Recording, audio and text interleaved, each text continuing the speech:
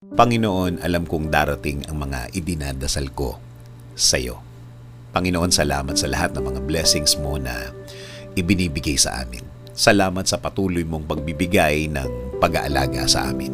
Ang araw-araw na kasama ka ay ang araw-araw na alam namin na we will be provided, Lord. Alam po namin ang sitwasyon ngayon ay problemado pero hindi kami sa sitwasyon namin nakatutok, kundi sa inyo na, Panginoon namin, na kayang magbigay ng mga pangangailangan namin, Lord. Ikaw na laging tumutulong sa amin, Lord. Alam namin na hindi na magtatagal ang aming sitwasyon at makikita at marireceive na namin ang mga bagay na ipinagdadasal namin na magbabago ng aming mga kinakaharap ngayon. At alam namin, hindi na magtatagal yon, Panginoon. Hindi rin kami padadaya sa aming nakikita, sa mga sinasabi ng iba na hindi na magagawa ng paraan at wala ng solusyon ang aming mga problema. Na ito daw ay mas lalala pa, na ito daw ay mas gagrabe pa, na kahit na daw ano ang gawin namin, ay wala ng pag-asa pang mabago ang mga nasa harapan ko, Panginoon. Kung salita lang nila ang aming pakikinggan, kung mga sinasabi nila ang aming iisipin, Lord, para ko lang pinahina ang faith ko sa inyo, Lord. Pangako po, sa inyo lang po kami maniniwala at magtitiwala.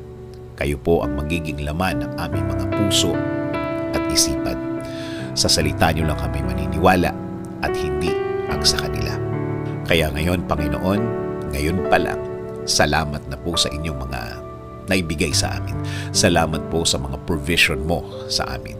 Salamat na sa mga biyaya na ibibigay ninyo, Lord. Kasama din po ng pasasalamat ng mga ibibigay ninyo sa akin at sa amin, Panginoon. Alam po namin na ang mga bagay na ibibigay niyo sa amin ay hindi na magtatagal. Hindi na magtatagal ang aming pag-aantay. Salamat din po kasi alam po namin na hindi lang kami ang ibibless nyo. Kasama na po ang aming pamilya. Sila rin po ay makakatanggap ng biyaya ninyo, Panginoon. Alam po namin na hindi nyo rin sila pababayaan, Lord. And Lord, please bless our country. Kayo na po, Panginoon, ang bahala sa aming bayan. Please bless our government officials, Lord. Lead them and guide them always. Provide them with more wisdom. Give them the strength that they need, Lord. Lord, maraming salamat sa lahat. Sa lahat ng inyong ibinigay at ibibigay sa aming sarili, sa aming pamilya, at sa aming bayan. This is our prayer. In Jesus' name, Amen.